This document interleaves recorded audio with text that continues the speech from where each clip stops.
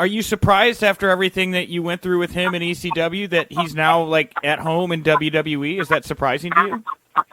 No, I'm not surprised at all. I mean, that much talent shouldn't be kept a secret. He needs to be out there, and he needs to, be pushing for the guys that might be overlooked, because that's what Paul does.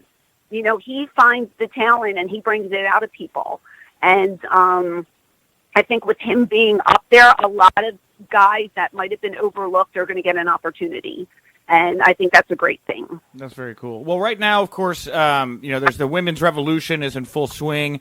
You were really ahead of the curve as far as women that were standing out in the business. You did a lot of risque things as well. What do you think of the current women's revolution, and would you like to see more aspects of the risque come back into the women's division?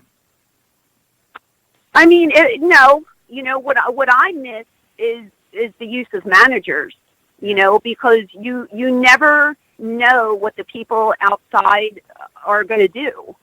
If you have two guys working, you're going to get a match. It might be a great match. But if you have two girls on the outside, you don't know when they're going to jump in and mix it up. So I really think that managers and valets, they definitely need to make a comeback in this business, because they're not used that much, from what I have seen on television. On the indies, they're all over the place, but, mainstream, they don't use them enough. So that's what I miss in professional wrestling.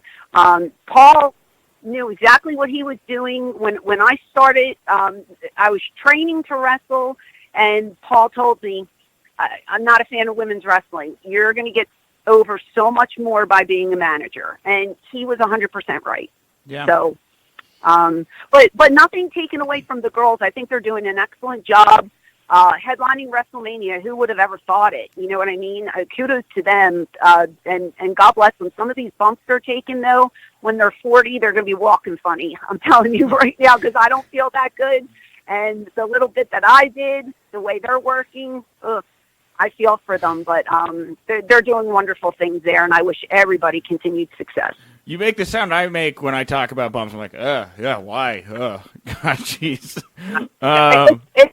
It's a hard business to be in, you know what I mean? We did what we had to do, but I remember my mom telling me when I was in my 20s, like, when you're 40, you're going to be full of arthritis, and I just was like, I'm above the law, I'm fine, And now that I'm in my 40s, she was right.